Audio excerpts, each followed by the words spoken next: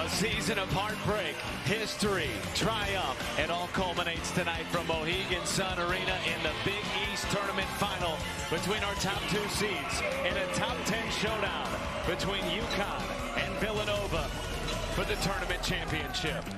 These two teams had different roads to get here. UConn rolled through their first two rounds, winning by a combined total of 59 points. Meanwhile, for Villanova, two nail-biting wins by a combined 3 points to get to the championship game.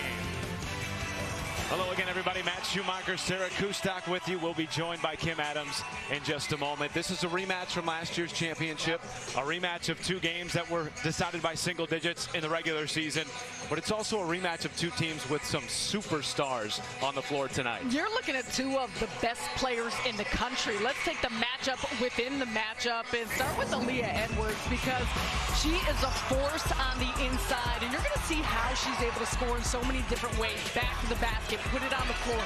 She's aggressive. She understands how to use her body and angles. And of course, when it comes to Edwards, she continues to get better each and every year. The Big East most improved player this season.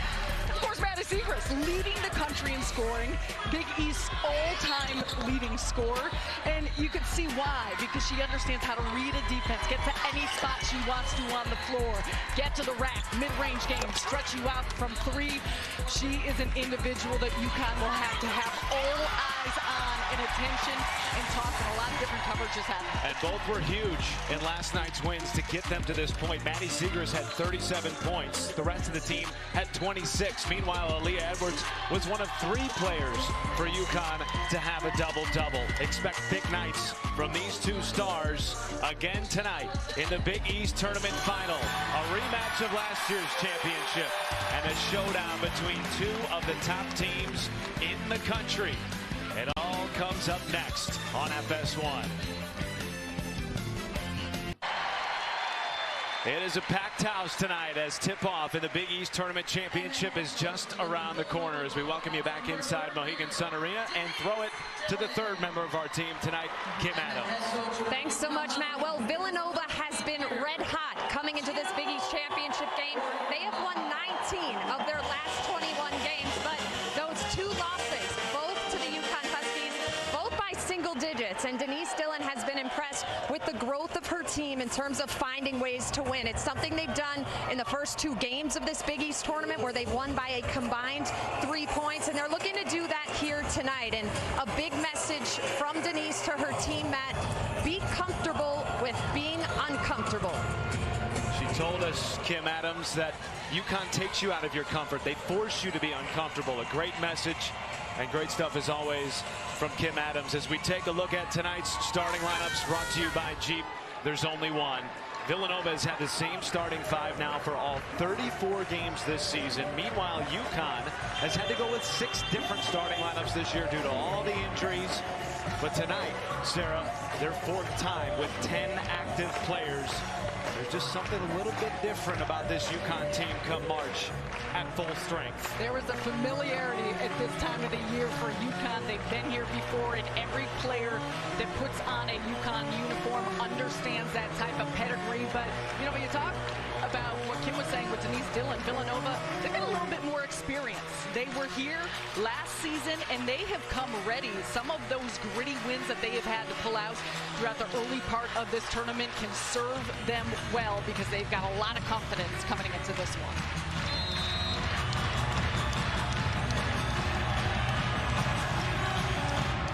And here we go. The 2023 Big East Women's Basketball Tournament title game is underway.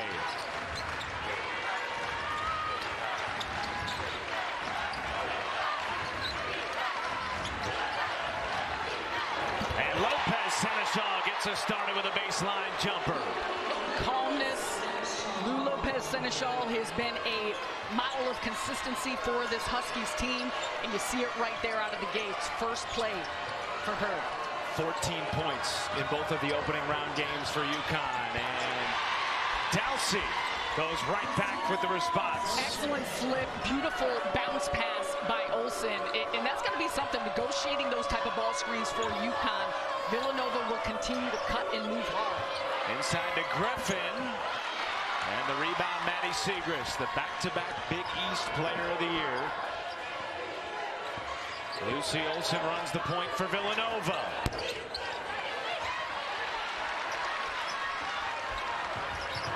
And here is Nika Mule for UConn, the back-to-back Big East Defensive Player of the Year. Had it picked off by Olson.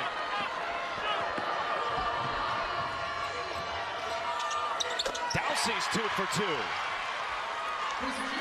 Dowsey may only be a sophomore, but she's stepping into those type of shots where she faces up against you.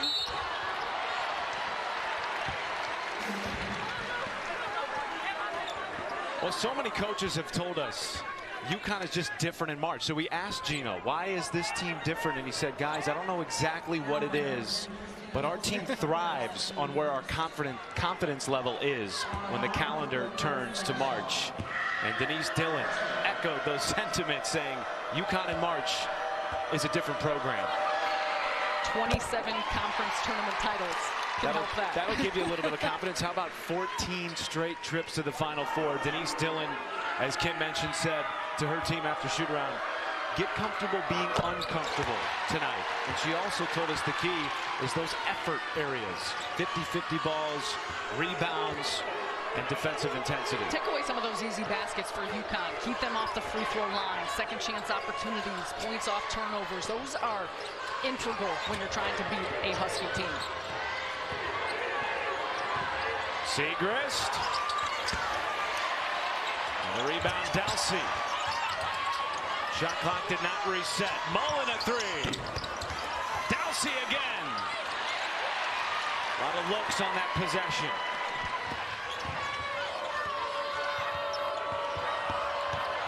Mule all the way to the cup with the left hand. That's an excellent take by Mule. You have 3 blue jerseys in the paint, and I think they were expecting her to pass and kick out, and instead she had a clear opening. Coming off her second double-double of the season, at 10 points, 11 assists in the win against Marquette in the semifinal. Olsen with a step back.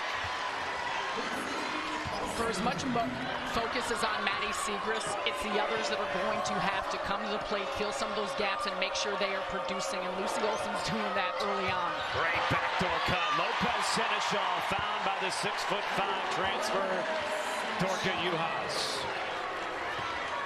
When you think about Dorka, you think about her points, the rebounding. She's averaging over 3 assists per game this season.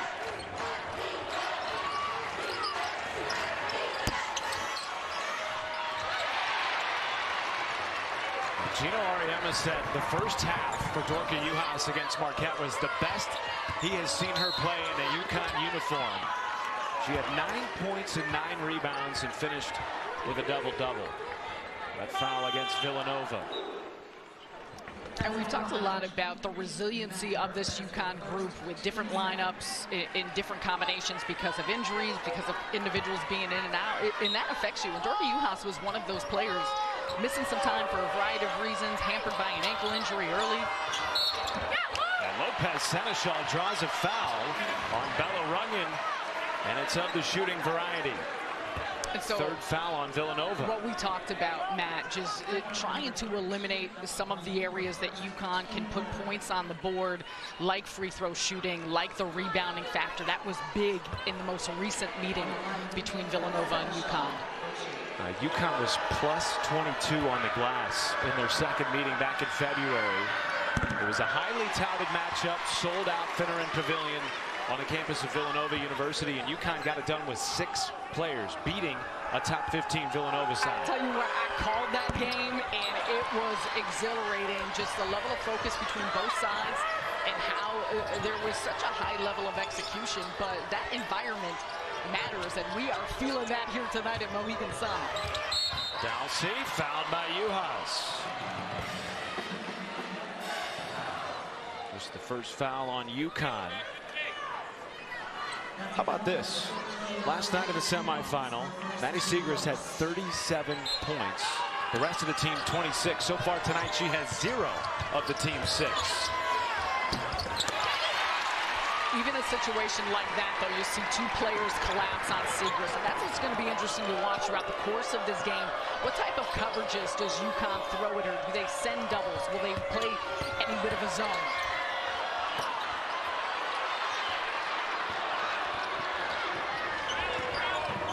Olsen pushing, rejected out of bounds by Griffin.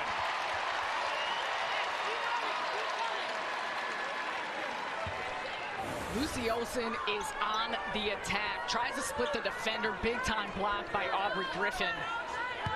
X factor for this Huskies group, not only in how she can score and her versatility, but the defender that she is on this side of the floor. Shot clock did not reset. 15 on the timer. Burke. Dowsey, another offensive rebound. And then sent back by UConn. It'll stay here. Say this much, Wildcats are doing an excellent job in their attack on the offensive glass. They've been less concerned about getting back and have been very precise on how they're continuing to move and find ways to get some second chance looks. They've not been able to capitalize quite as much, but still keeping possession is important. Olsen drew contact and the call comes in from Karen Preto. And it'll be 2 shots coming. Some trips to the free throw line for both teams. And Matt, both coaches have talked about this. You know, in any scenario when you're playing a championship game, it's going to get chippy, it's going to get physical. You need to be ready for that. But in particular, when you play UConn, they will come at you. And that's not just on the inside in the post. It's the perimeter, the way they pressure the basketball, getting in passing lanes. It is something that Villanova will not only need to withstand, but also match as well.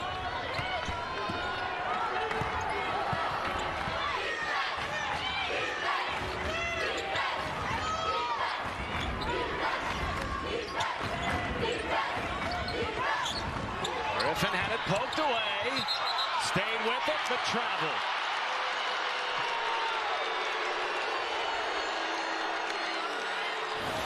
Ooh, quick help by Maddie Burke coming over in the post. You see Lucy Olsen trying to do her best. Travel call off that play. We've been seeing a lot of doubling and a second coming over by Villanova when UConn gets it on the inside. And an offensive foul against Villanova, the team's 4th foul of the quarter.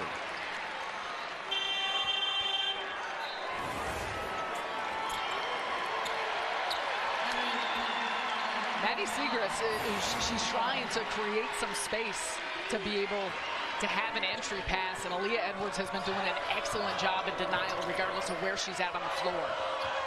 Here is the most improved player in the Big East, Aaliyah Edwards. Gives it up to UConn for 3.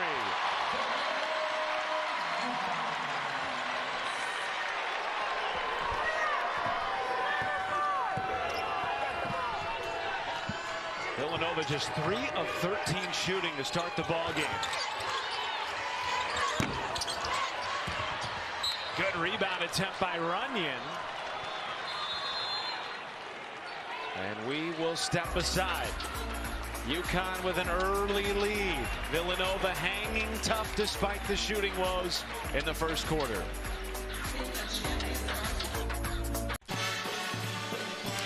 A 4-point deficit for the Villanova Wildcats. Less than 5 minutes to play in the opening quarter of our Big East Tournament Championship final. As we go inside the huddle with Denise Dillon. Check that. We're going to wait a second as the officials are taking a look at the monitor. Here is what they are looking at. I believe they might be checking if Dorka Juhas actually was behind the line there. It was called a 3 on the floor. Tough to see from that angle. Yeah, Dowsey was blocking her foot, but that first angle looked like her toe may have been on the line.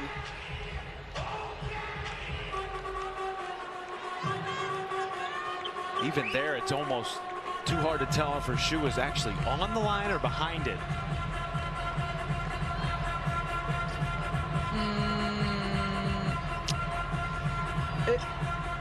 All tough to say. That one looked behind. Not enough to overturn, in my opinion. Yeah. So it'll stay a 3-pointer, and thus a 4-point lead for UConn. Honestly, it's remarkable considering UConn only has a 4-point lead and Villanova has struggled so much offensively. No points yet for Segrist, and she changes that out of the timeout. On cue, Matt. A nice inbounds pass there, play for Villanova to get her the basketball, allow her to work with that real estate inside. Just the second made field goal in the last 8 attempts for Villanova.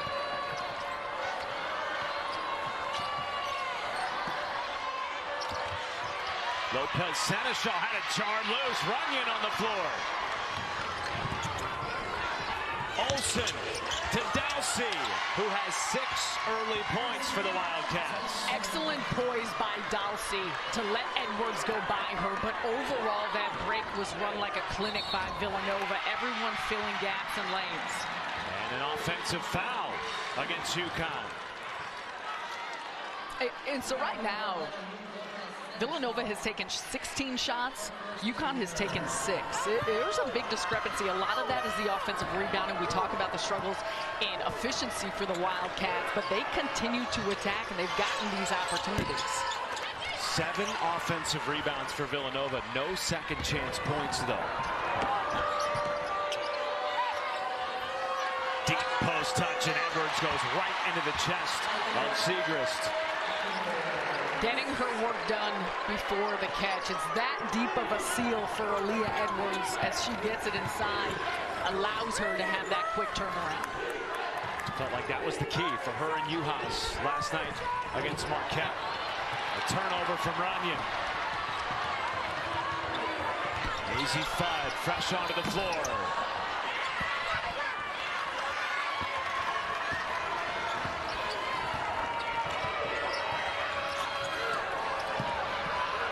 Burke a 3.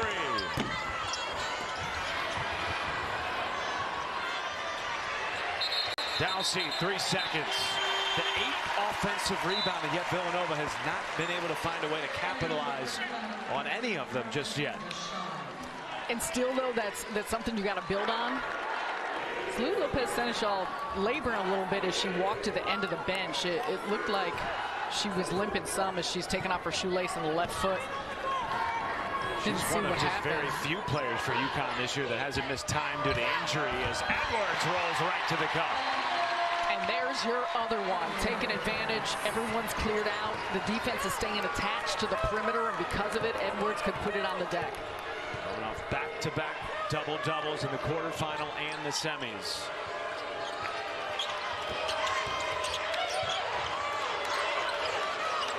Runyon. And the shooting woes from downtown continue for Villanova, now 0 of 8 from beyond the arc. What UConn has done a really nice job is in some ways stagnating the Villanova offense. And Denise Dillon talked about us at shooter. I said, we know that UConn's not going to allow us to get into our stuff. They'll get into bodies. They don't allow you to move quite as much as you want to, whether that's cutting, whether that's screen setting. We're seeing a lot of that early on. Caroline Ducharme on the floor for the first time tonight for UConn.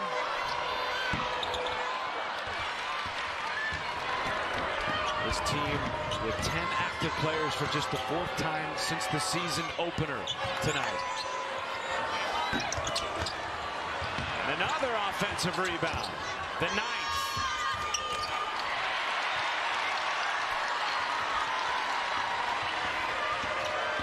Mule, blow by and stripped by Burke. And it goes back to Villanova. A couple nice defensive plays on both sides. The crowd doesn't like the lack of a call off that one, but quick hands by Villanova as you see it here. Mule, the blow by, the tuck, and just lose it is off that play. Burke does a nice job at moving her feet, staying in front. Whew, that's a stare down by Mule. Do not get in her way.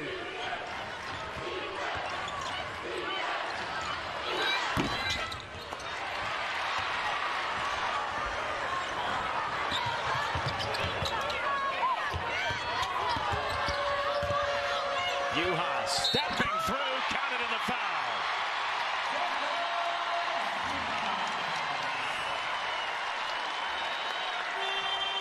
So we could talk a lot about all the players in this lineup for UConn, but Dorka Juhas is one of the most unique in her skill set she brings to the table. We've already seen her knock down a three-point shot, and look at her there, her poise at the end of the catch in traffic. She's able to use her steps, the length, to be able to create space, finish at the rim, get an and-one shot. Her size is something that she can exploit Villanova with, and the size of UConn is always something that is a challenge for any opponent. But when you look across the lineup, it's not only about being able to post, it's the different areas on the floor they can come at you with multiple players. Juhas at 6'5", the tallest player on the floor tonight for Villanova, 6'2". Segrist. And another offensive rebound from Olbrys that time. Olsen finally pays one off. The first two second chance points of the night for Villanova. Tough take by Olsen. They're going to need it. You saw that first miss with Segrist. She's able to split the defenders, but she's got two on her anytime she gets a catch. 10 offensive rebounds in the first quarter for Villanova, none for UConn, in spite of the height disparity. AZ Fudd's third game back, returning from after re-injuring that knee. I know the accuracy is not something we've seen out of her like we're accustomed to, but it looks good. She's got to continue taking those shots. Segrist, now 1 of 7 to start the game. And that ends the first quarter. It was physical. And in spite of the shooting woes, just 24% for Villanova. They are within 2 possessions. This place is rocking here at Mohegan Sun, and these teams came to play high level of intensity. Great compete. We got a close one heading in the second quarter. UConn up by 5. As we welcome you back inside Mohegan Sun Arena for the Big East Women's Basketball Tournament Championship between UConn and Villanova. Not many people have been able to contain Maddie Segrist this year. In fact, she scored 20 points or more in all 33 games coming into tonight. It's something, though, Sarah, that UConn was able to do last year in the championship game, holding her to 16 points. They can throw a lot of different things at an individual like Segrist, and take a look at where her shots are coming from, different areas on the floor. But what is she seeing? She's seeing a double, but where it's coming from different places. Every time off the catch, she's got to think, and she's created well. She's still been able to get off some good shots, but sometimes when you're sped up, it's not quite as easy to have that type of consistency to see it go through. Segrist off the bounce and off the back iron. And add in big, quick, athletic, physical, smart bodies. There's multiple players like that on the UConn defensive side. Segrist had 20 points in the first half last night against Creighton. She's 1 for 8 to start the game tonight. As Ducharme puts in a deep 2.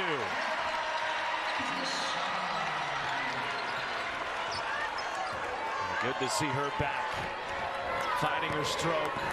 Missed 13 games with a concussion, went down in the first game of this tournament for UConn and returned yesterday. Finally, the first 3 of the game for Villanova, and it's Caitlin Oriole. That was a good-looking stroke, and she's shooting nearly 37% from the three-point line that season, but that's what's got to happen. There has got to be catch-and-shoot threats on the floor for Villanova aside from just Segrist and Olsen. Ducharme jarred loose. Here comes Oriole.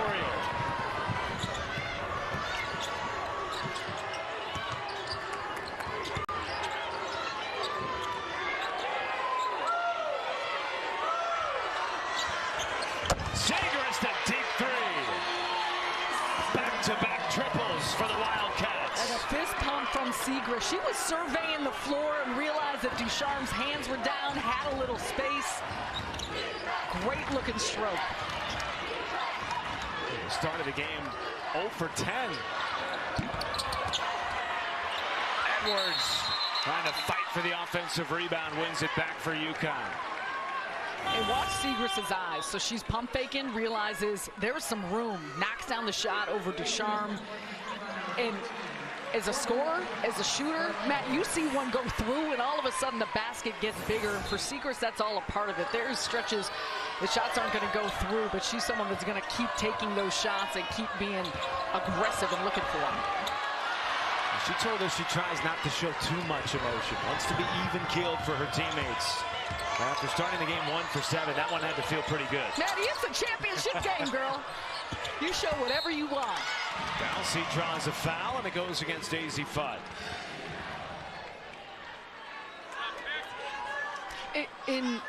We talked about coming in, the experience for both of these teams, obviously, but having been here last season. But this environment is raucous. This is incredible, and sometimes it takes a little bit, you know, whether it's excitement, nerves, adrenaline, anxiousness. Daisy Fudd draws a turnover and gives it back to UConn.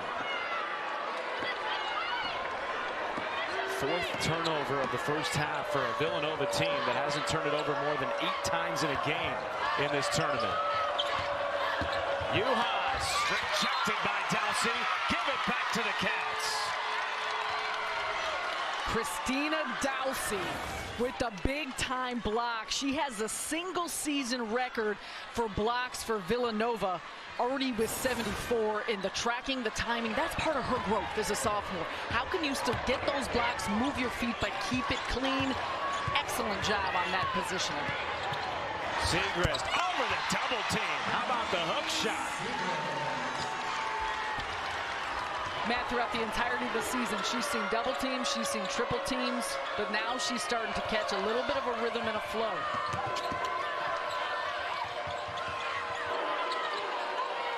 Run for Villanova.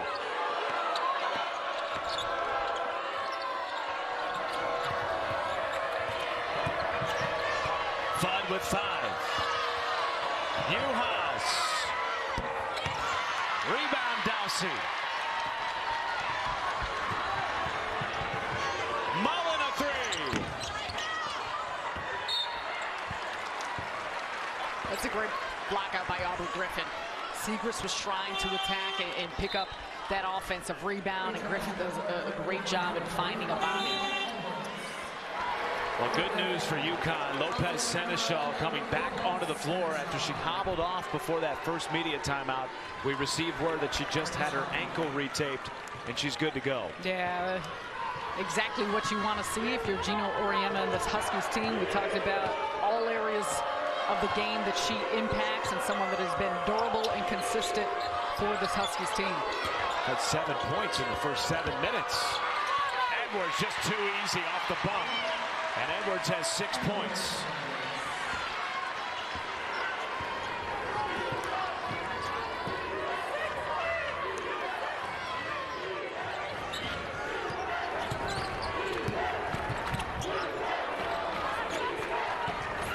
Olsen. And the rebound, Edwards. Mule the pull-up. Edwards another rebound. Lopez Seneschal gets a 3rd opportunity and draws a foul on Dowsey, her 2nd. So after we were talking about the offensive rebounding of Villanova early on, UConn has had a much better effort in making sure they're boxing out, finding bodies, securing the defensive glass, and offensively they're getting after it as well. They have been on the attack, picking up some extra opportunities for themselves. Rebounding was a point of emphasis by Villanova head coach Denise Dillon. Her team was out-rebounded by 22 in the last meeting. They're +4 so far in the game. How about Edwards? 8 points, 7 rebounds, still 5 minutes and change left in the first half. And that's why she is such a tough matchup, because what was she doing the last couple catches and possessions? Putting it on the floor, getting to the rim. And that time when you give her some space because you're protecting for the drive, she can knock down the 15-footer. Olsen backing down Mule. And the rebound by the 6'5" Juhas.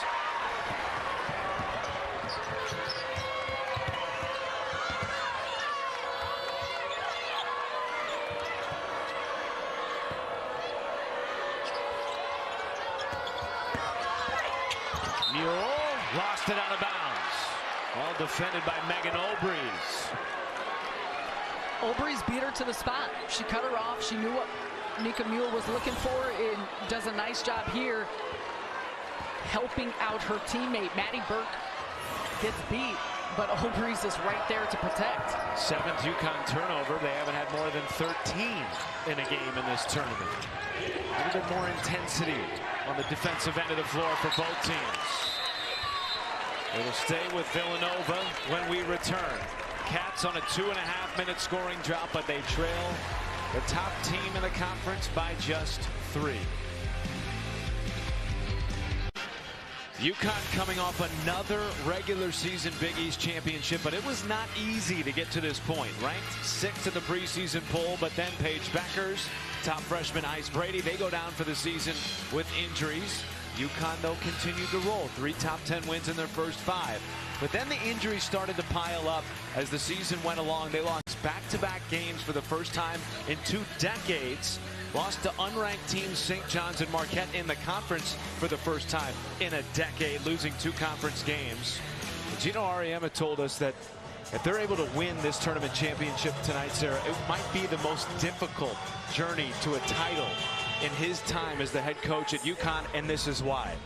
You look at the injuries. I mean, Paige Becker, former National Player of the Year. You got an All-American there, the top 5 recruit in Ice Brady, who got injured before the season even started. You think about the time that AZ Fudd was out, another All-American, and everyone else had certain stretches of missing time, and it had a handful of UConn games this season. And Coach Auriemma said this has been one of the most challenging seasons, but also there is such a appreciation for the resiliency. How about the resilience of Maddie Siegrist? She started the game 3 of 10. To 9 points. The Villanova team that has won 19 of 21 coming in. Their 2 losses, though, to this UConn team by single digits. And it's all about settling in. We're seeing Siegrist settle in, but also the rest of the teammates. There's a good tempo to how they're playing. Olsen, backdoor, Siegrist too heavy. And that's a beautiful play, because Aubrey Griffin was face guarding Siegrist, didn't even see the pass coming. Good post feed inside to Juhas. What positioning by the 2nd-year transfer from Ohio State. Matt, the same thing you pointed out with Aaliyah Edwards. We just saw it out of Dorka Juhas. She was well inside the circle. It was the work before the catch, her ability to deep seal it, that gave her an easy look and an excellent entry pass, too.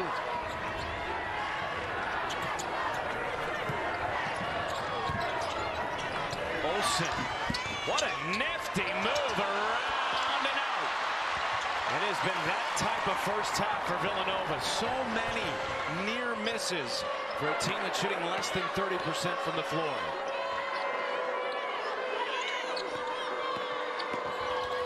Mule rejected, no call. She wanted it. Up ahead to Siegrist. Spinning. And the rebound, Lopez Seneschal.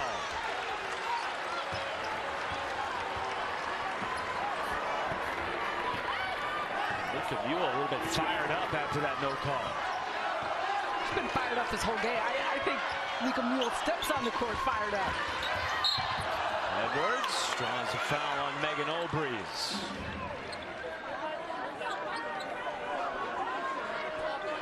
Coming up on the Jeep halftime report, we will have first half stats and highlights from tonight's final. Stick around for the next 3 minutes plus. 2:52 left in the first half.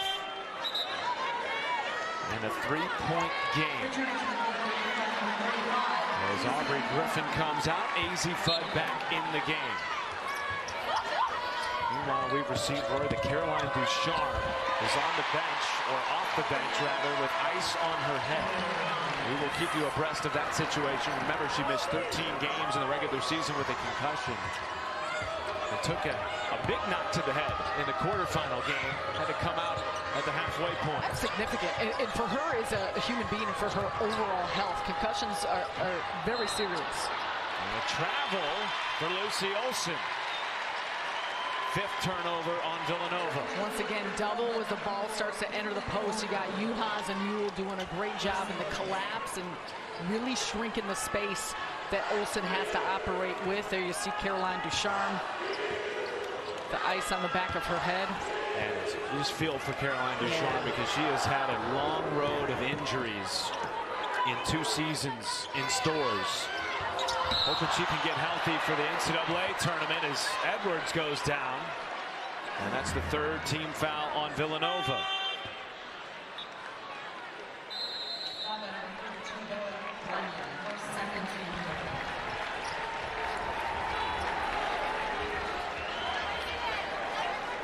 Timeout on the floor. A 5-point lead for UConn.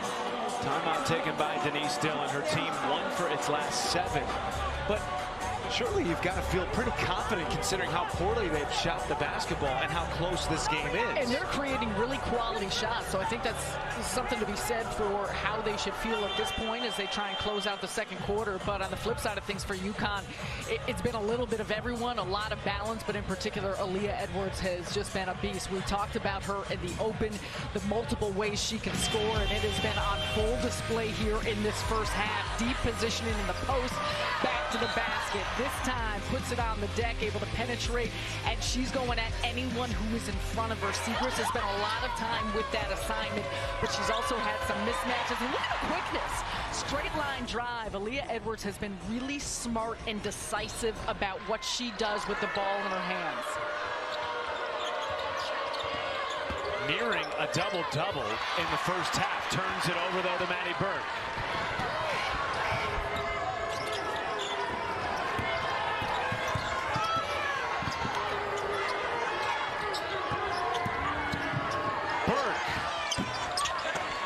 Side of the rim.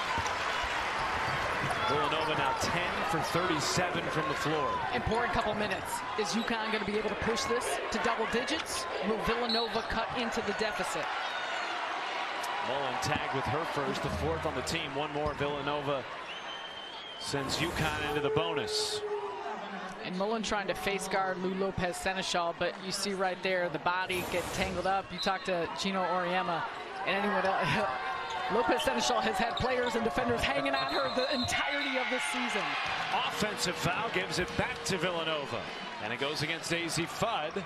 And that is her second. Let's see what happens here. Fudd trying to cut, create a little space. And there's just a little bit of a body and a shove off there on Olsen. And for Daisy Fudd, I said this earlier, the amount of time she's missed, she's reacclimating herself, getting herself back, and things always take a little bit of time. The fact that she's able to get game action, try and find a rhythm, get some of the rust off, I think is really important as you look at this team heading into the NCAA tournament. Oriole took too many steps. You're right, Sarah. Daisy Fudd only played 9 regular season games. She missed 22 of the 24 coming into this tournament. And Gino told us, look, do I think she's a little bit tentative, a little bit cautious? Yes, that's to be expected. But just having her on the floor, confidence for our team, and it forces the opponent to always know where she is. You have to respect her. She has got gravity on the floor because she could start pouring in buckets at any moment. Down to Edwards, who has been a bucket in this tournament. Give her 12 in the first half.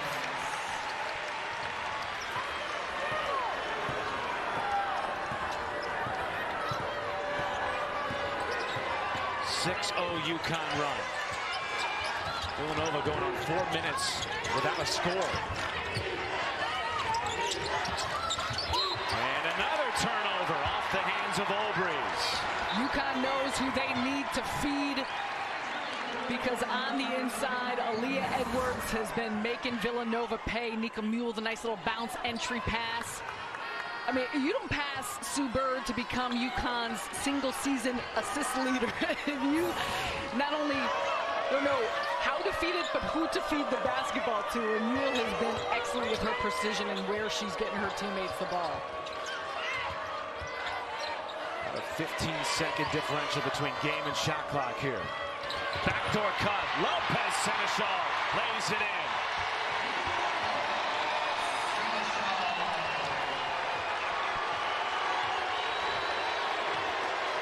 Final 15 seconds of the half.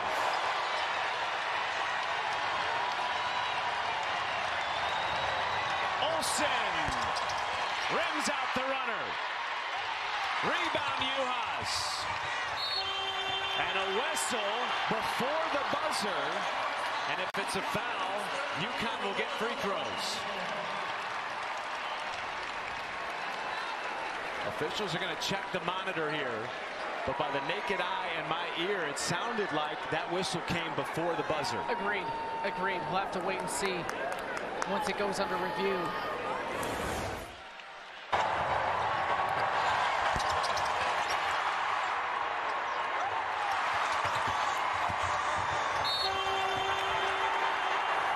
And by that replay, it sounds like Villanova did foul before the shot clock, or before the game clock expired, rather.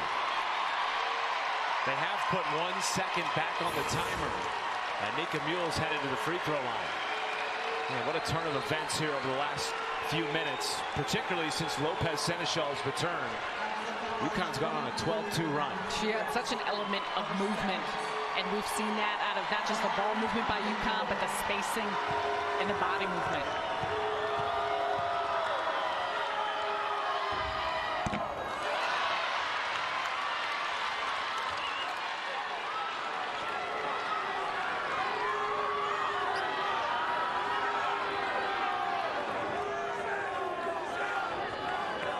Mule, a 75% free throw shooter.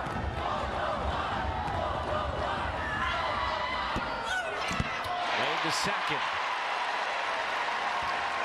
UConn will take their largest lead of the game into the half, a 13-2 run to end the first half. And they were clicking on all cylinders on the offensive end, also getting some more stops that allowed them to get runouts, flow into early offense, a whole lot more fluidity, and we saw it with their connectivity at that end of the floor. Kim is standing by with Gino Auriemma. Coach, you've held Villanova to about 25% shooting in the opening 20 minutes. What has happened on that end of the floor to allow them to feel uncomfortable? Well, I think we're working really hard at it. They may be as hard a team in the country as there is to guard. So, you know, it's just a lot of hard work and a lot of communication. And it's only 20 minutes, though. You know, a lot can happen in the next 20. But I think we came out of that 20 with exactly what we wanted.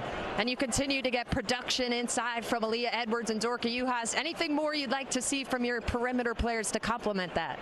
Well, the reason those guys are getting so much of that is because of how hard they're playing the guys on the perimeter.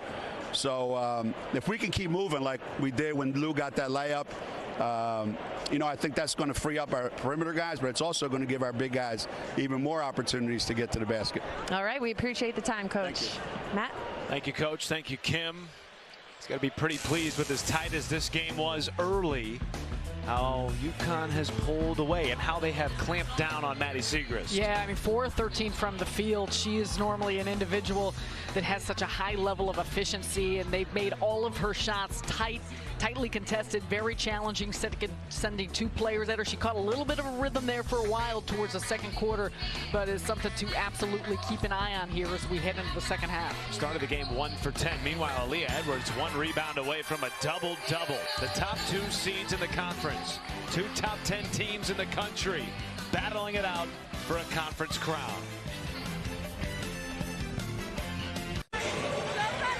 The Big East regular season champion UConn Huskies on top by 10 at the half as we check in with the third member of our team, Kim Adams. Thanks, Matt. Well, I caught up with Villanova head coach Denise Dillon. 20 points between Aaliyah Edwards and Dorka Juhas. She said our post defense is killing them. She wants her players to do a better job of beating them to the spot and contesting the shots. And then offensively, she said, we're not moving the ball. We're trying to make too many individual plays. So more ball movement, more patience on offense. Just 4 assists in the first half for this Villanova team that averages 17 per game, Matt and Sarah.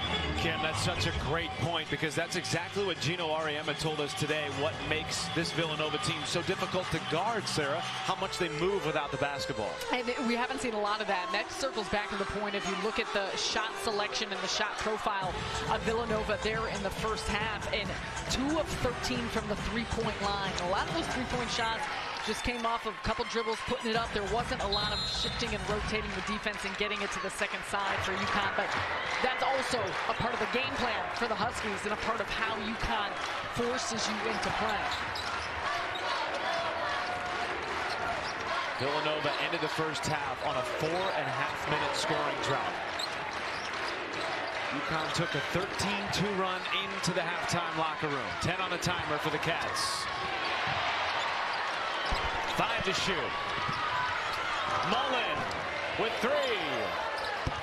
Puts it in. What a tough shot at the end of the shot clock to end the drought. Well, and Mullen makes a nice play off of that possession, but again, you see UConn, they're denying at every position. There was nowhere for Mullen to go off of that play.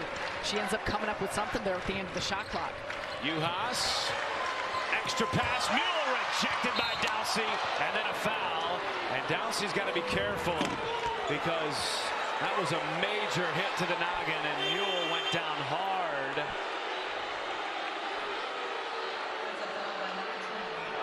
That is the 3rd foul on Dowsey. Probably could have used one more swing pass from Mueller, but it's that second play in the challenging part of that, if you're Denise Dillon, as you're trying to work and get this sophomore to understand just the capability she has as a shot blocker. She made the initial great play. It's the second play that then picks up the foul and retains possession for UConn. Had a similar foul last night that gave Creighton an intentional foul. 2 shots at the free throw line and the basketball back as Juhas steps through right to the basket. That's what made that Villanova win over Creighton a little bit tighter than the Wildcats fans would have liked. Back to a 10-point lead for UConn, who has won 3 straight against this Villanova team, including last year's Big East Tournament Championship game. Dowsey, set back by Juhas. Up ahead, Lopez Seneschal.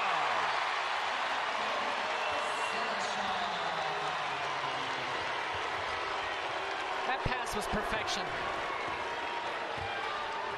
Largest lead of the night for the Huskies. Step back from Olsen. Villanova's in some danger zone with how UConn is playing right now and turning a lot of defense to offense. Big time block by Juhas, and watch Lopez Seneschal running that right wing. Nika Mule catches her in stride. Easy basket on the break. And UConn's starting to pour it on. Let's get the sense in this game, in this building. The Cats need a couple stops and a couple buckets, something that was hard to come by in the first half. UConn shot at 52% to the Cats 27 from the floor. And a part of that, too, is we have continued to talk about, there was a lot of misses. There was also a lot of offensive rebounds for Villanova. We haven't seen as much of that. Mullen draws a foul after Sagers coughed it up.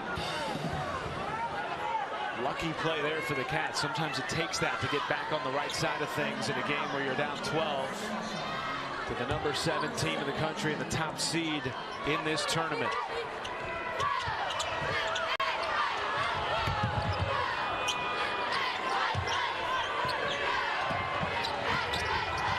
Olsen over Juhas and draws a foul. 2 shots coming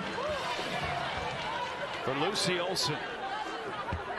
Strong take by Lucy Olsen. You like the fact that she's going right at Juhas. The arm gets the left forearm of Olsen off that play. I even think she too had the left arm on her right shoulder a little bit as she was driving.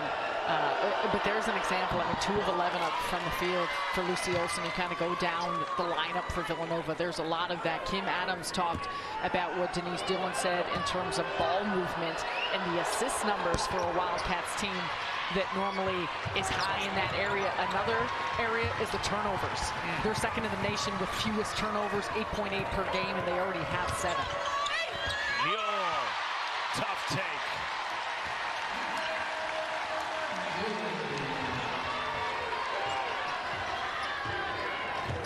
Post defense isn't just about post players. It's about rim protection, too.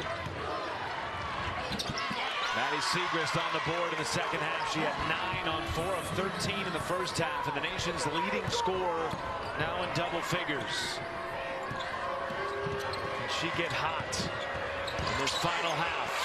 Juhas off the shuffle from Fudd. There's an example, Matt, of what you talked about in the first half of, regardless of AZ Fudd making or missing shots, you know she's always a threat too, so she draws in and attracts two defenders, easy dump off, beautiful play creation by Fudd. I don't think we've seen a point in the second half of UConn that hasn't been in the paint, which is exactly what Denise Dillon wanted her team to defend against. Coming out of the halftime locker room. Olsen. And now Villanova just 2 of 15 from distance. Mule, the lob. Edwards pays it off. Timeout Villanova. The passing has been beautiful for the UConn Huskies, and all the plays are developing thanks to organization by these point guards. Nika Mule over the top, Edwards on the run. Another fast break point for the Huskies, up by 15. About this diehard UConn fan here. AZ Fudd 35, UConn painted on the other side of the dome, and it's a 15-point lead for the top seed in the conference, their largest lead of the game. And Dorka Juhas has done a little bit of everything in this game for the Huskies. Yeah, speaking of AZ Fudd, take a look at this two-man game between Fudd and Juhas. Little pass, handoff, and Dorka Juhas allows for AZ Fudd to work in single coverage. As soon as Segrist has to come commit and help Olsen, what does that do? That opens up the post player, Fudd with the drop-off pass. Just a beautiful connection. Those are the wrinkles and the nuances within UConn's offense that they always have, and they have the players and the personnel to do it. But think about how much time AZ has missed other individuals, and so that's all a part of being here in March. This team's starting to peak, and you can tell they're having fun doing it. Juhas, too. She missed 8 games this year, including the regular season finale. But tonight, UConn is plus 21 with Juhas on the floor. They have outscored Villanova 10-2 in the paint in this quarter. Fudd a 3. Yes, sir! Uh-oh. When those start going down for AZ Fudd, who in her freshman year shot 43% from 3. Tough, tough matchup.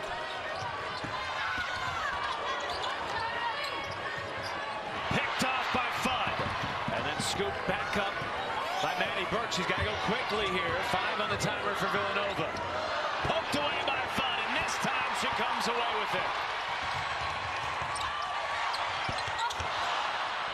Juhas, the kick out, and a fresh 20.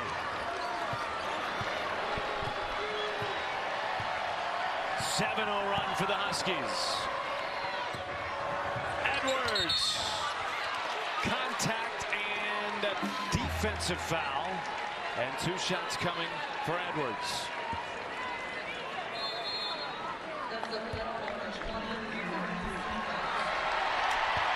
AZ Fudd, we showed her dishing, and now we show her swishing. Knocks down a 3-point shot, extends this lead to 18.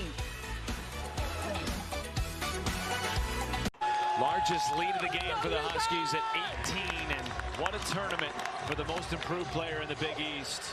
Aaliyah Edwards, now 3 straight double-doubles, Sarah Kustok, capping off a terrific season.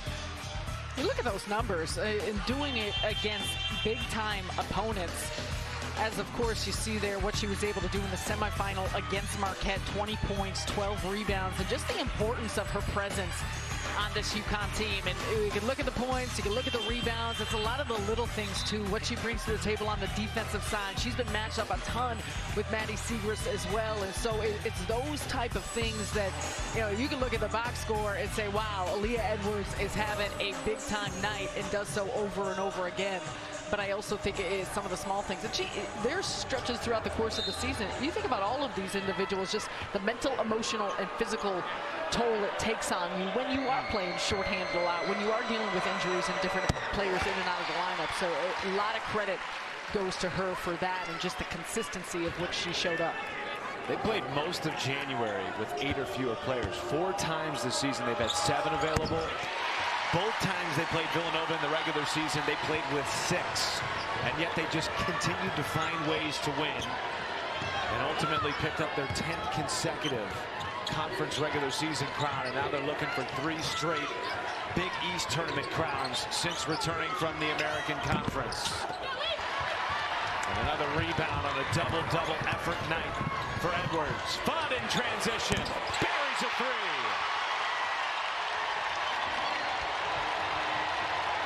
Big smile on her face, and that's what you love to see, starting to get some of that comfort level back. Imagine, too, just there is nothing that can simulate game action, let alone Big East tournament game action. Dalsey fighting for the offensive rebound. So part of it's game conditioning, getting your legs back, getting the feel for the timing and for the movements. Olsen trying to wiggle free. Late in the shot clock again. Skip pass. Oriole sent out of bounds by Ducharme.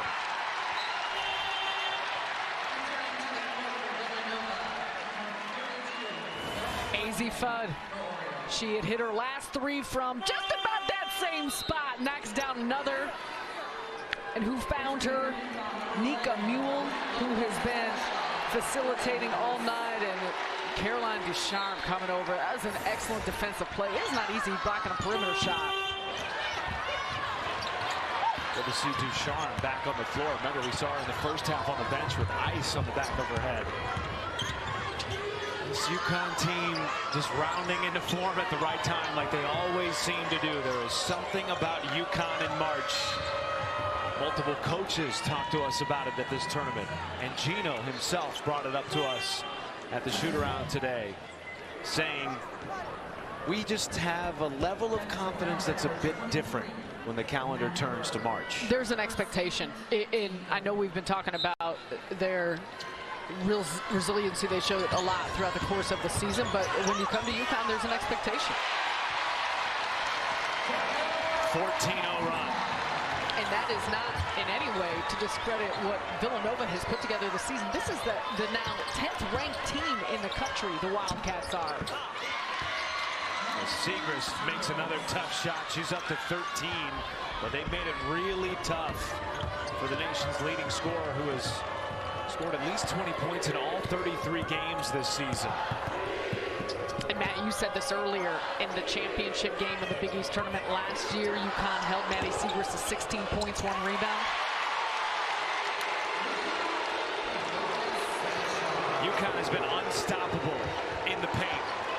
34 points. And Siegrist draws a foul on Mule.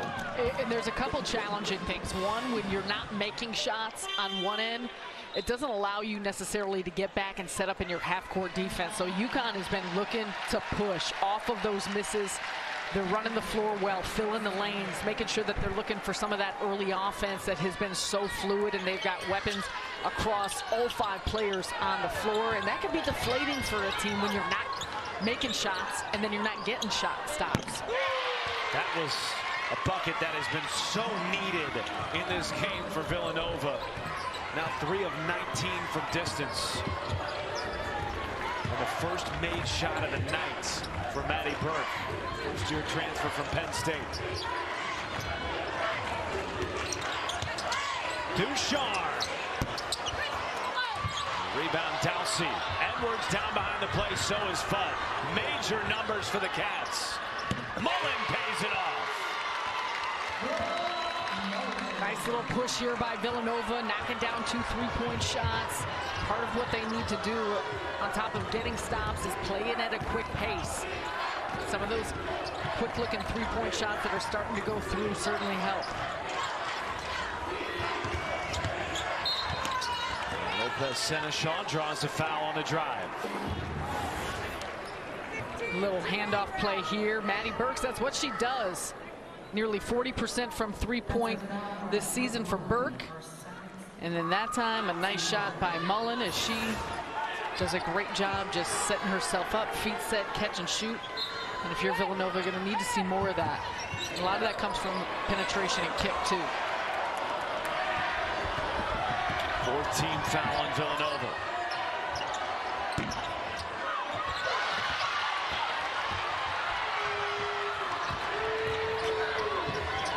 Fudd. Give her 3 from downtown.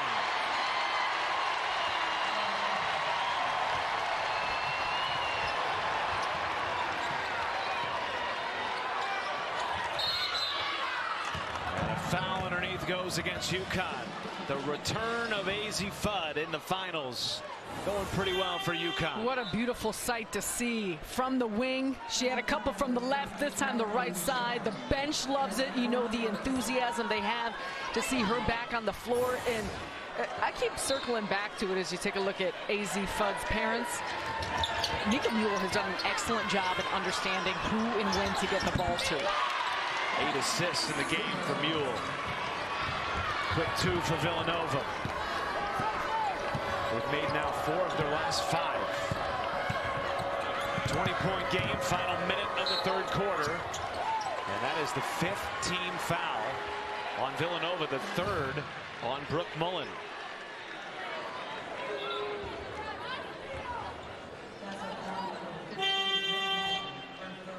And so Lou Lopez Seneschal will head to the free throw line. Bella Runyon comes on for Brooke Mullen.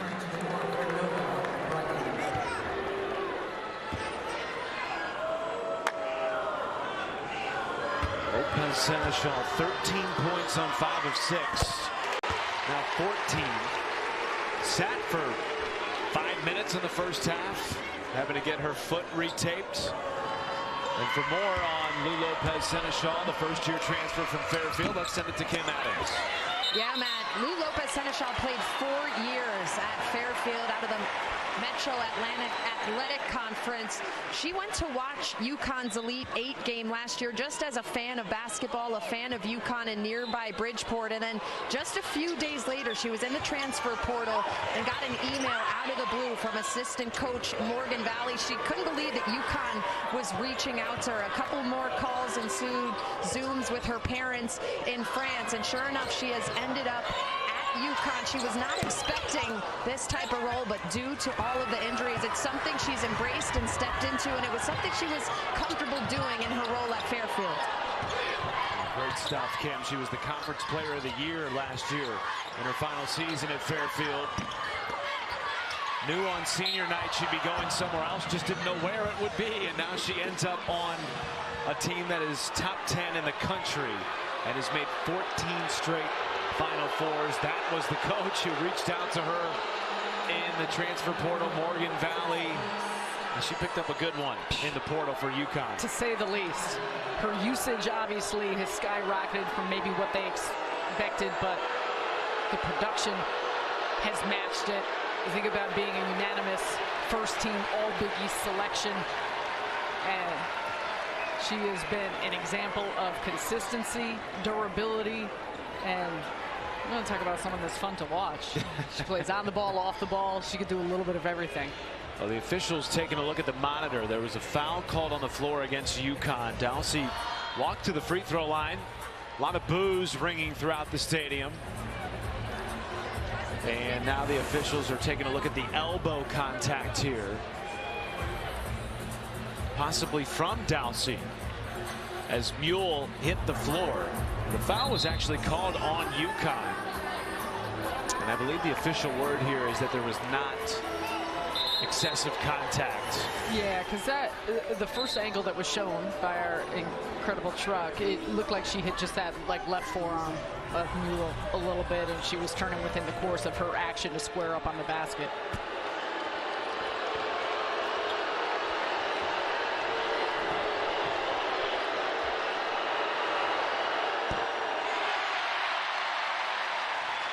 Dalsey, just the second Villanova player to shoot free throws tonight. The only other is Olsen. Lucy Olsen, 3 of 4 from the line. Rebound Segrist, but a foul against Oriole, sending Edwards to the floor. And now the shot clock will be turned off. Edwards pointing to the floor, saying you need to wipe that down. She's played tough tonight. She will be headed to the free throw line as both teams are in the bonus the rest of the way in this quarter. And what a night for Leah Edwards. Frankly, what a tournament for the Big East Most Improved Player of the Year. 16 points, 13 rebounds in her 3rd consecutive double-double of this tournament. And she's done, I mean, to look at where she's getting her shots from as well. Knocked down that 3-point shot from the corner, but look at that perfect 6 of 6 from inside the circle, and she was pretty much positioning herself right underneath the basket. Saw the same thing from Dorka Juhas doing that. To have both of those players complement one another, how they can pass, you can run the offense through them, they can put it on the deck, also stretch you out from three, and then their ability with their footwork and their skill set to play with their back to the basket. Woo-wee. Matt. Gina told us their team's success in March would be largely hinging on the performance of those two, Juhas and Edwards. Final 5 seconds of the quarter. Olsen with 3. Olsen with 2. And off the front of the rim. UConn on 56% shooting takes a 61-39 lead into the final frame of our conference tournament final. Huskies looking for a three-peat since their return to the Big East Conference.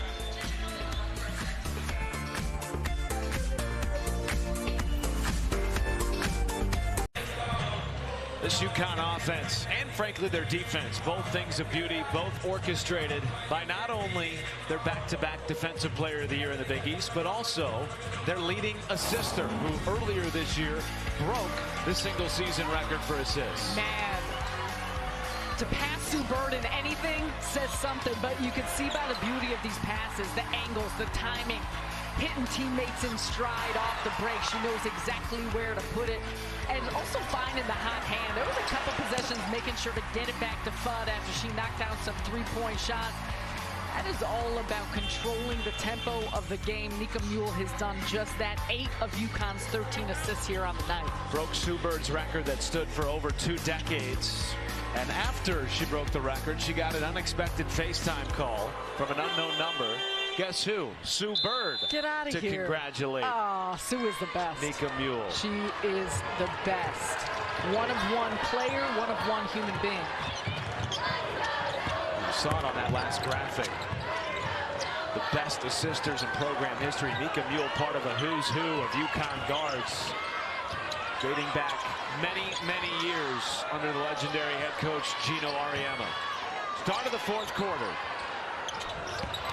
And Maddie Siegrist has had challenging matchups all night long. UConn has swarmed her.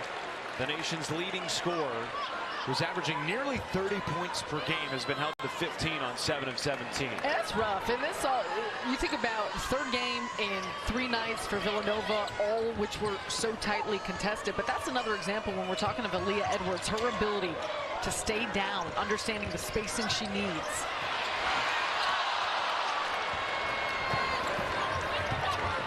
Jones has checked into the ballgame for the first time tonight for Villanova, running the point, wearing number 1.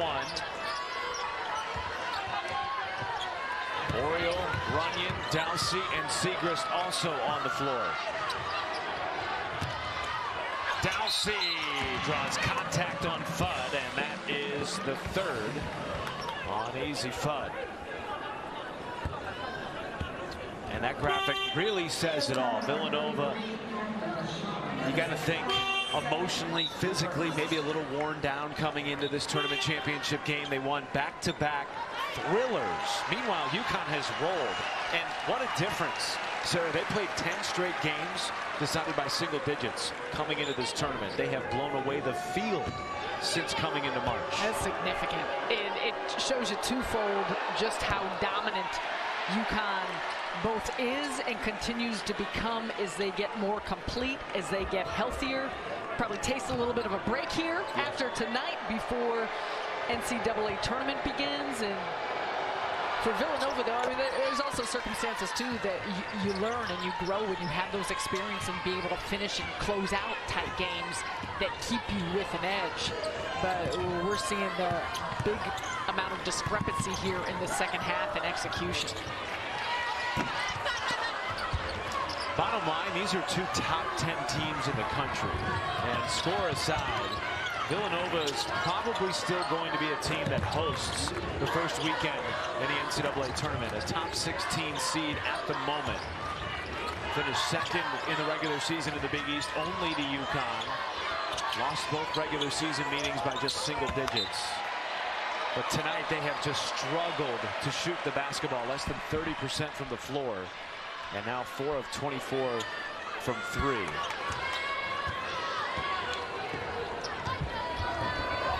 And look at Villanova. Again, there's still 8 minutes left to play here in this one. A lot of season left for them as they get set for the postseason. But to think about where they're at right now, we said we're the 10th ranked team in the country, number 2 in the Big East.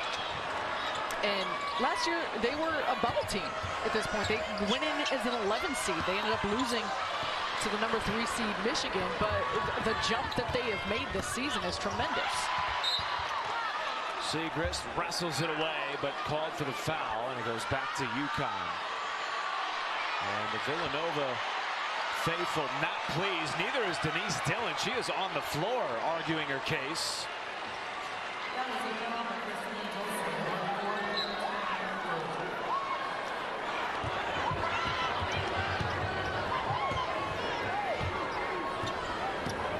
Fourth foul on Maddie Siegrist. And the streak of 20-point performances in jeopardy. She has scored 20 or more in all 33 games coming into the night. She has 15 right now. Zanai Jones does a nice job as she's entered the game, rotating off a help side to break up that pass.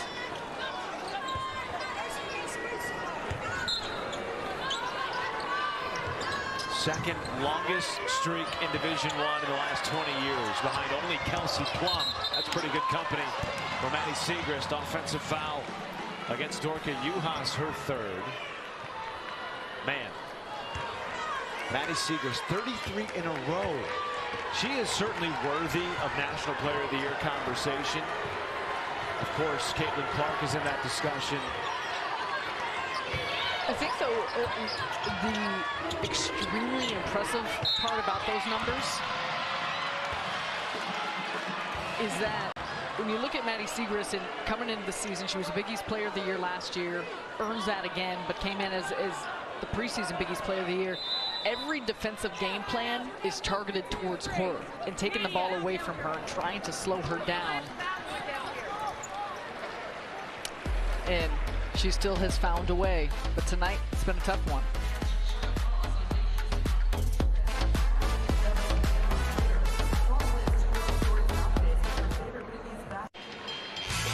We've talked a lot about UConn being a different team in March. How about their dominance? 55 conference championships, 22 Final Fours, 11 NCAA titles since Gino Auriemma got to the program. They had 0 before he arrived, and 6 perfect seasons. Tonight, Sarah, they're going for their 10th consecutive conference tournament title, be it Big East tournament or American Conference tournament. And man, they have done it in a season that has been full of injury, question marks, illnesses, players, coaches missing time. Gino Auriemma lost his mother, Marciella, back in December.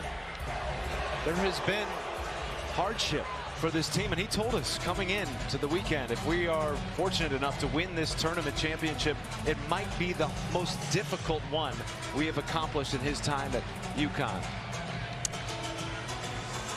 That's impressive when you lay that out in and of itself, of just the continued level of success and expectation. But that does start at the top. That starts with Gino Auriemma. It starts with his coaching staff, the players they recruit, how they identify some of the best talent across the country that fit into the style and the way that they want to play. And you know, the Hall of Famer in his 38th year here, but to look at the resume and what they've put together, see Chris Daly and just the impact that she has made. But you imagine for Gino, for this group, you know, this is all a part of the checklist of things that they intend to accomplish, and for them, their season is still far from complete. Well, they've made 14 consecutive Final Fours. And coming into March, Gino challenged himself, his staff, his players, saying we are not playing or coaching like a Final Four caliber team. That has changed here in a hurry in this tournament. And some of that's health, and some of it's to kind of start to taste and get a little more motivated at this point of the season, considering what they've endured. I mean, think about February, 10 straight games decided by 10 points or less. Yeah. Certainly helps to have the post play of Dorka Juhas and Aaliyah Edwards. And as we talked about in the first half, that is actually what Gino pointed to as far as the outlook for this team's success in March. What kind of performance would he get from his dynamic duo in the paint? And in this tournament, they have been sensational. 3 straight double-doubles for Edwards. And Juhas working on another double-double as well. She had one in the semifinal last night. And for more on the post play of UConn, let's send it to Kim Adams. Thanks, Matt. Yeah, Gino said from November to January they could really count on both Aaliyah and Dorka. He said in February, not so much. That was the stretch where UConn had lost 3 games, something pretty unlike their program. So he really challenged them to be better in March, and he said the best teams will go as far as the bigs take you, and he said Dorka and Aaliyah have to be that for us. He also pointed out now with AZ back, that changes how teams can guard Dorka and Aaliyah. They can't double team them as much, so it opens up more for them on the inside, guys. That's great stuff, Kim. 5 seconds on the timer here for Fudd. Fudd with a hand in her face. Forced to put it up, and she had some size there over Zanine Jones.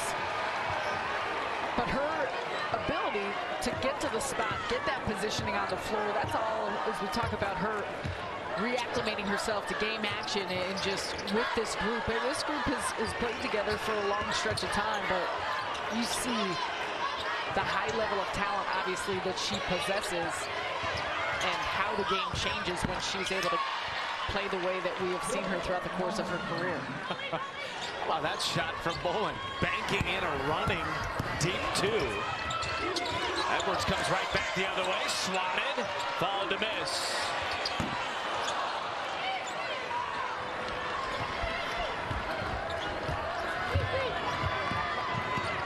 Olsen. That's a 3. Hasn't always been there tonight for Olsen or this team. Now 5 of 25 from downtown, but you got to credit the fight of the Cats. That's what you want to see in the sense of pride, continuing to still play. There is time left in this game, and so you want to leave it all on the floor. Yeah, timeout taken by Gino Auriemma, continuing this conversation about the stars inside for UConn. How about this?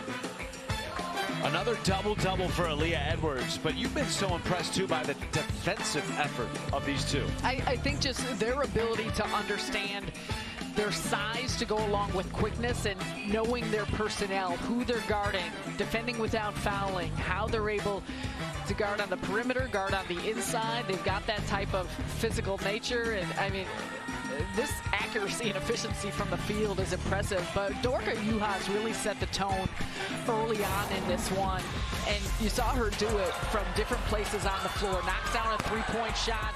That was one of the first couple possessions of the game. So what happens? They try and run her off the 3-point line. She puts it on the deck, gets to the basket, uses her size in traffic around the paint. Oh, you want to see another part in her bag? She can play with her back to the basket and post up. Those type of things from Dorka Juhas. And I said the same could be said about Aaliyah Edwards. They can come at you in different ways. It's all about the formations and the sets of UConn, what they want to run. And because they have that perimeter shooting, because they have others on the floor that are going to attract attention, there's a lot of areas to be able to take advantage and exploit with their size. Maddie Siegrist back on the floor for Villanova with 4 fouls and 15 points. Her streak of 33 consecutive 20-point performances in jeopardy with 4 minutes left in the ballgame.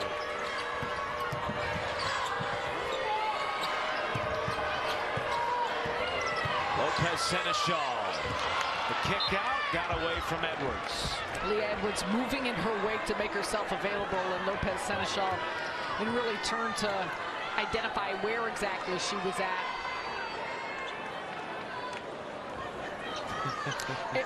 Gino's never happy fully. It never stops coaching, and all of this is opportunities. Gino has also talked throughout the course of the season, because of the limited number of players, there's been a limited amount of time to practice because they're playing so many minutes. It's such high usage that you can't practice the way you typically would in other seasons. So there's a lot of things happening on the floor that you're almost using as that type of practice. And I should correct myself, because last night Gino Auriemma used the word that his team was absolutely shocked to hear. He said we played flawlessly last night. And when Aaliyah Edwards was told what Gino Auriemma said, she said, wait, really? He said that?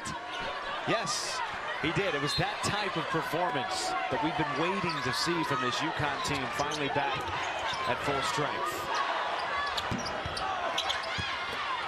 Siegrist off the back iron, followed or miss, and is headed to the free throw line. Olsen discarded to the floor.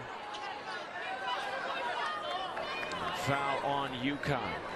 Well, last night was special and flawless because, one, it was locking things down on both ends of the floor, and two, there was a tremendous amount of balance. Look at this, 3 players with double-doubles in that semifinal game against Marquette, of course. Edwards and Juhas doing it with the rebounds, Mule doing it with the assists.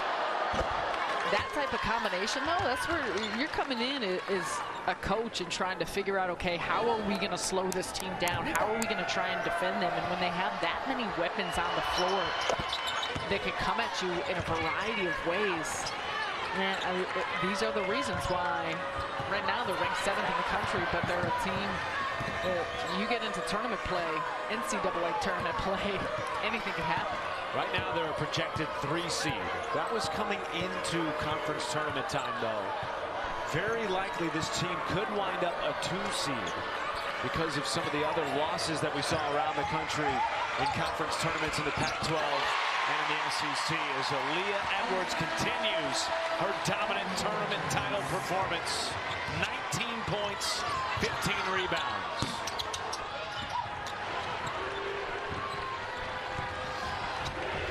And a foul on Lucy Olsen.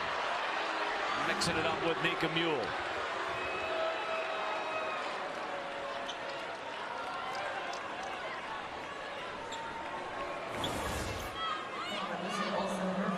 Yeah, Lucy Olsen just reaching in and getting tangled up there.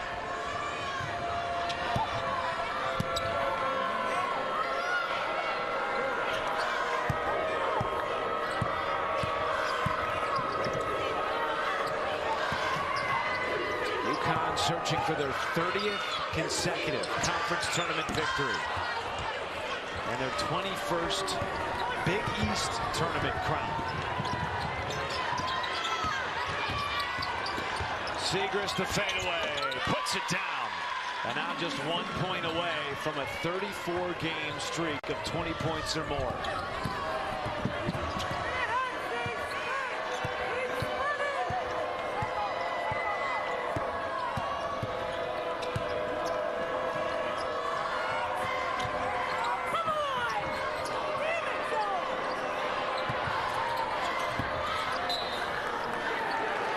Seconds on the timer for UConn. Both coaches with this game decided, still coaching hard.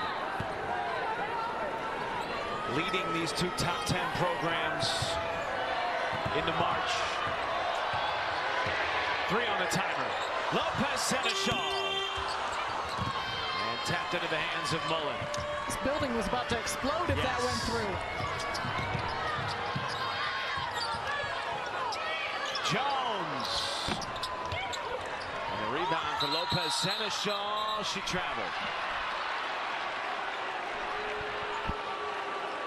Really have to highlight Lopez Seneschal as well. Now 3 consecutive tournament performances with 14 points.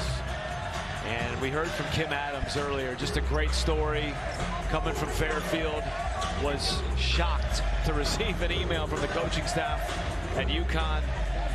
And now playing on the biggest stage in a massive role, a role that she did not expect this year. And so to be able to run so much through Lou Lopez Seneschal this season, that just speaks to her feel as a player in taking on that type of responsibility. And for a long stretch, I mean, think about the percentage that she shot throughout the course of the regular season from the three-point line, nearly 44%. But you see it right here, just her ability to move without the basketball, make cuts, makes reads. That helps the entirety of the offense just function in a way that you want it to. And for someone that's got her size, her length, and quickness to be able to create off the dribble for herself, for others, it's a really, really important cog to win offense. Jones to Siegrist. And there it is. And one. And the 20-point streak continues. 34 in a row for the nation's leading scorer. Look right here. Sanaa Jones. Nice bounce pass to get it inside. Siegrist has got 2 on her and 2 in Edwards and Juhas. Still gets it to go. Picks up the foul. You see the fist pump. 13-point game. 1:16 to play.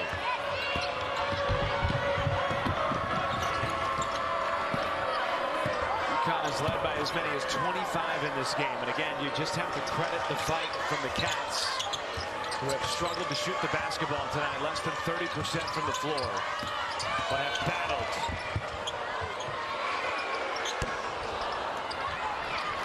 Rebound Dowsey. Final 60 seconds. Picked off by Juhas. And they can taste it now.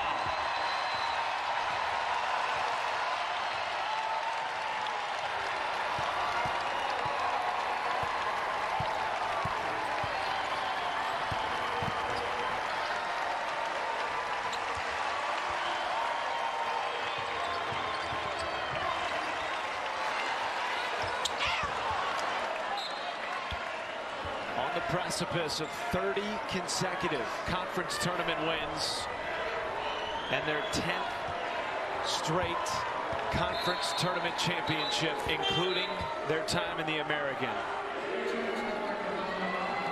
And for all the talk about UConn maybe in a down year with the injuries and the players missing practice time and game time, losing 3 of their final 8 coming into the tournament, UConn put a stop to all that doubt tonight and all tournament long.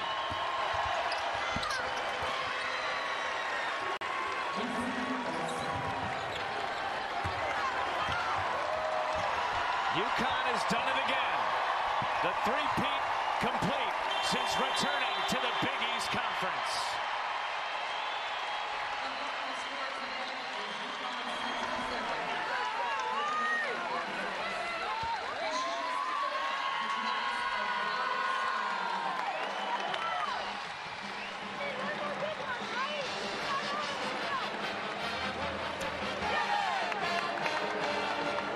Straight games in February decided by single digits. Not a single game in this conference tournament decided by single digits. This is the time of year that you want to be putting the pieces together, and that's exactly what the UConn Huskies are doing. They were dominant, they were focused, they had a sense of urgency every time they stepped on the floor, and we're starting to see a team become more healthy, more complete.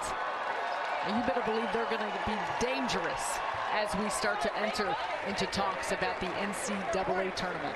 They have made 14 straight Final Fours. I got to tell you, if I'm a team preparing for UConn in the NCAA tournament, I'm starting to fear this UConn team as we send it down to Kim Adams and another championship for the head coach, Gino Auriemma.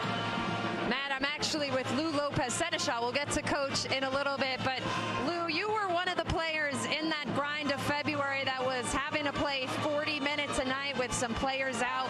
What's different about how your team played in this tournament this weekend compared to the team we saw in February?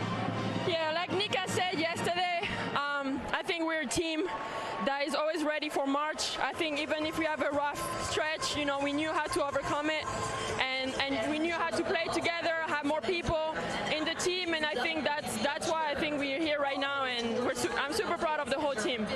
And we talked talked earlier just about how you kind of got an email out of the blue from UConn after playing 4 years at Fairfield. You're here now. You finished the full season, and it culminates with a Big East championship trophy. What does that feel like for you? It feels so special, you know. I had one conference championship last year with the other school, Fairfield, and then another one right now. It feels surreal, you know, from 1 year going from one thing to another, but I'm just super grateful, and really I couldn't have done it without the coaches, without all my teammates, and I'm just super happy right now.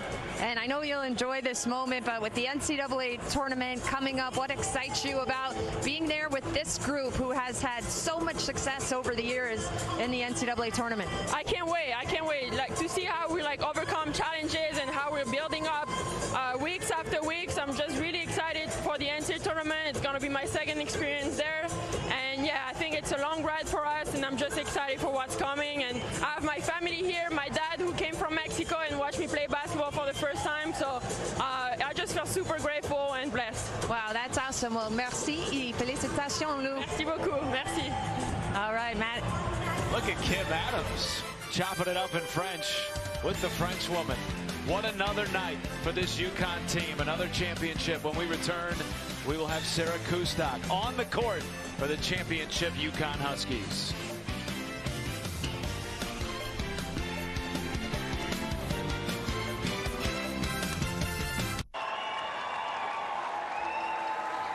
We welcome you in as you're taking a look at your 2023 Big East Tournament champions, the UConn Huskies. A tremendous run here for the Huskies, but I first want to introduce our Big East Commissioner, Val Ackerman, who credit to all of these teams. Such a competitive tournament, an extraordinary environment here at Mohegan Sun to all of these fans. Val, what was it like getting an opportunity to experience this moment? Well, Sarah, it's been amazing. I want to commend the Wildcats, a runner-up, for a great finish. And I want to acknowledge all of our teams for a hard-fought season and another exciting finale here at Mohegan Sun Arena. It's been fantastic. It sure has been an exciting finale that culminated with another, not only conference regular season championship for the UConn Huskies, but also a tournament win. Coach Auriemma, I'm gonna have to pull you on over here. So this is the 28th conference tournament title for the UConn Huskies, but this season has felt a little bit different. You guys endured some challenges, played shorthand through many occasions. Put into context for us what it means to be standing here at this moment with this group and have another conference title. Well, we talked about it, before the game that given everything that we've been through, I think it gave us a little more resiliency, a little more strength. I just think we got a little bit tougher as the season went on, and it showed up these 3 days. And these kids know when it's March time. They've been in a couple Final Fours, and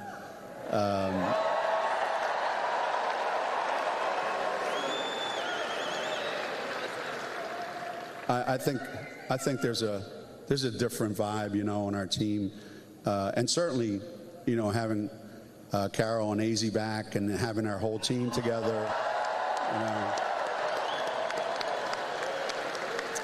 But it gets harder every year, and it's supposed to. There's a reason Villanova is 10th in the country, and there's a reason why they're as good as they are, and they showed it tonight,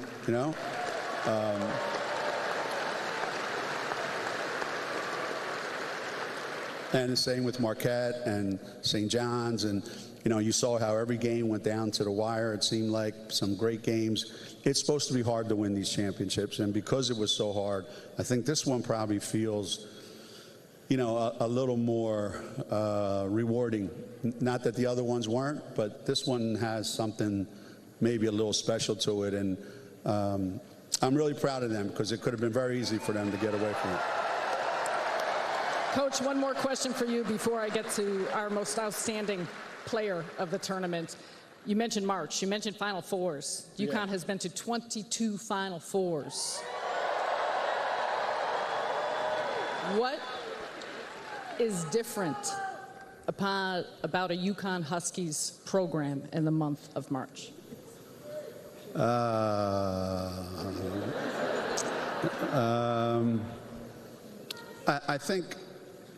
I think the tradition that we've built over all those years, you know, kids that come play for us, I think they understand what the expectation is. They understand what the demands are, how difficult it's going to be, and how rewarding it's going to be. And we're very fortunate that we get the kind of kids that are willing to pay that price, you know.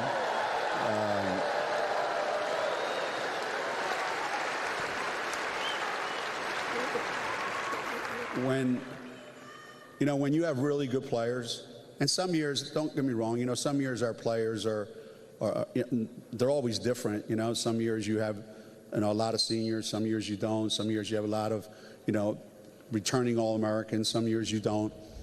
But when you have a lot of really good players, but more importantly, when you have a lot of really good kids that you enjoy being around, and they enjoy being around each other, this is what happens. And you can feel it. You can feel the chemistry on the floor, the connectivity. This championship, both in the regular season and tournament, was won top to bottom from every person standing here on this platform. But we do have to introduce your Big East tournament most outstanding player. Val Ackerman is going to hand over the trophy. I didn't even have to say it before her teammates did.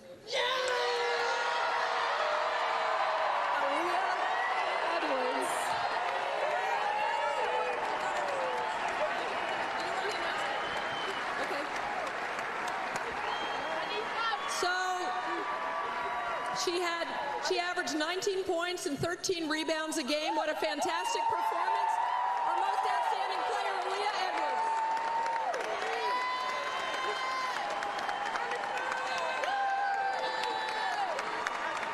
I know everyone wants to get to celebrating, so we won't keep you long. But Aaliyah, not only were you first team All Big East, not only were you the most improved player this season, but now you're the tournament most outstanding player. Integral to the success of this team. What was different for you this season and why you were able to find the success that you did? I think I just competed. I stuck to trying to be competitive for my teammates and for myself, and I really couldn't be here without my teammates. You know, they fed me the ball, they inspired me, and they have the confidence in me to be an excellent player. What is it about this group? We've talked about the challenges throughout the course of this season. You got a National Player of the Year that unfortunately is not here playing. You got individuals top to bottom that have made big contributions. What was different and unique about this group that allowed you guys to fight through all of the adversity you faced this season? We're talented, but we're disciplined and dedicated to win, and it speaks to our standard and to what we are as a program, and we're a winning program, so that's what we did today. All right, well, hopefully you've got a lot more winning left. This season is not over, but to Aaliyah, to the UConn Huskies, your 2023 Big East Tournament champions. Congratulations.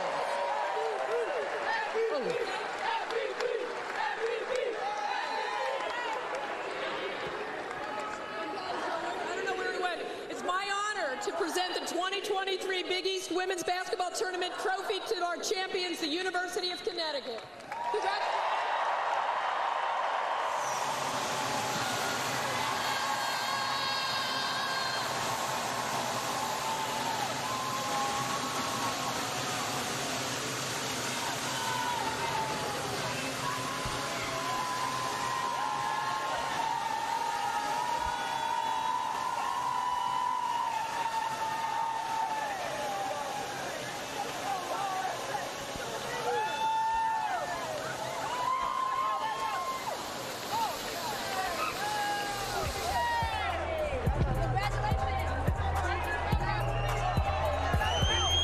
Congratulations to Aaliyah Edwards and to the UConn Huskies, who have won 3 consecutive Big East tournament titles since returning to the conference. We will have more championship coverage for you after the break. Don't go anywhere. UConn does it again.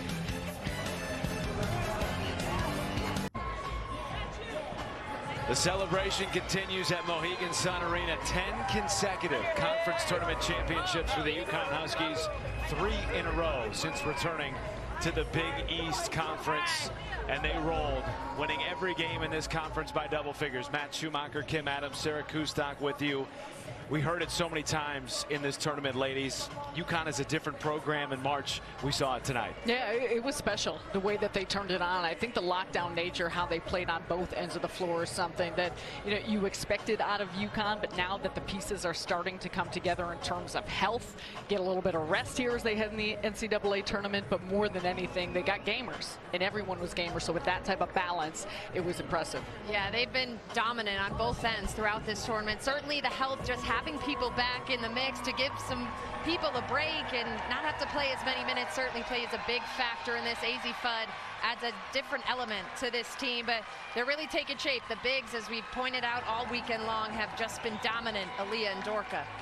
AZ Fudd also had 11 points in her 4th game back since January the 15th. As we take a look at the highlights, and Kim, UConn just dominated this game. They shot 49% from the floor. Yeah, and so many pieces getting involved. It's really started on the interior with Aaliyah Edwards, Dorka Juhas asserting their size, their strength, being so aggressive in their moves, but it also helps open things up on the perimeter. And for the guards, Lou Lopez-Seneschal, what a gift she has been to this UConn program. Yeah, I mean, to think about the ways in which she's been so durable, consistent, and also doing it on both ends. And we see Maddie Siegrist here getting in on the action, but that was a big part of what UConn was able to do, was slow her down, make her catches very tough and challenging in the paint and the post presence of UConn. That was everyone. The big part of that started with how Nika Mule organized and ran the offense. And the more they were getting stops, the more they got some runouts. Yeah, big smile from AZ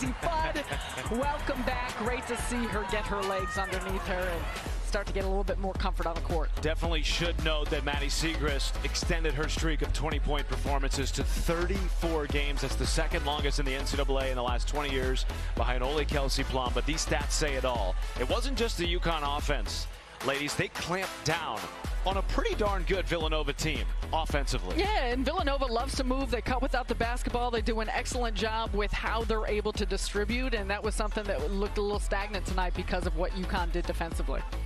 We will be back with more post-game coverage of the 2023 Big East Women's Basketball Tournament Championship. UConn, champions of the conference again.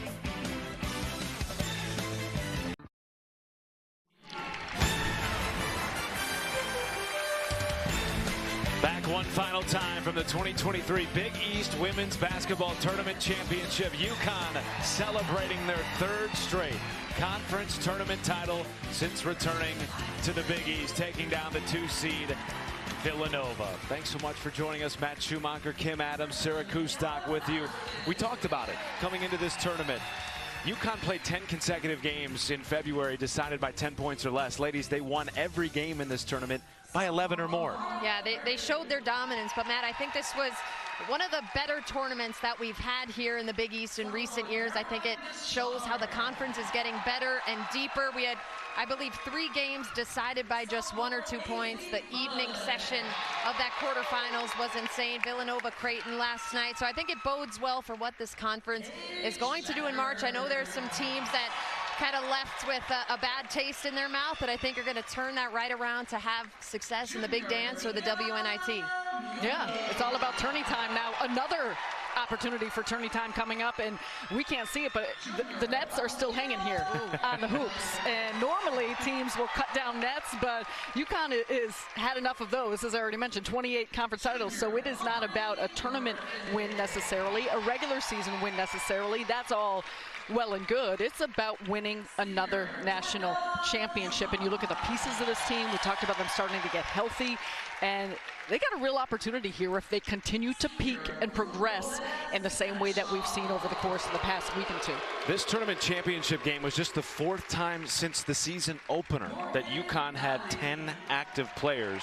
We saw the emergence of Azzi Fudd as the tournament went along. She finished the night with 11 points tonight. Certainly a key piece for this team going forward, and she just seems to be getting more comfortable as we head deeper into March. And that's natural. You can't expect everything to come back all at once, and I think for Azzi Fudd, those couple of shots she started to hit, the three-point shots, playmaking and creating, that's all a part of it. So for her to have this taste of game action and now get herself ready back at some practices for a long stretch, she changes the dynamic on both ends of how this Huskies team plays.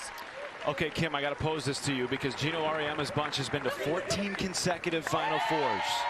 We know about their confidence in March. Can this team get back to a Final Four and potentially win a national title? Yeah, I'm not going to stop at the Final Four. Based on what we've seen over the last 3 days, I believe this is a team now fully healthy, all the pieces back. I don't see why they can't win a national championship. Sarah, I know you were on the call for that South Carolina game where they nearly were able to beat the Gamecocks with a depleted roster. Gamecocks finished the season undefeated. Seeing how dominant the posts have been, as you mentioned, Sarah, I think Azzi Fudd adds a completely different element to what this team can do. The inside-outside balance, the focus in March, I absolutely think we could see UConn hoisting a national championship trophy in just a few weeks.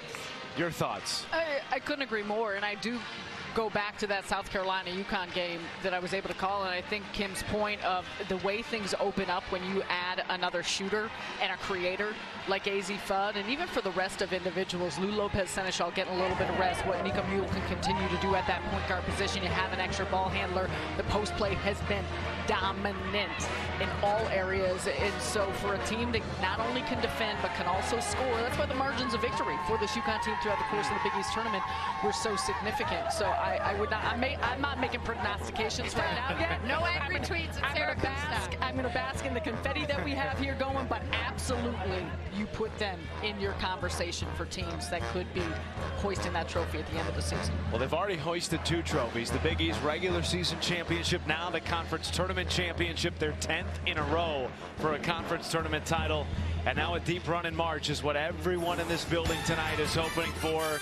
It was a terrific tournament. You heard Gino Auriemma talk about the competitiveness of this league. We might see 5 Big East women's basketball programs in the NCAA tournament come March. We'll have to wait until the selection show coming up in just a week.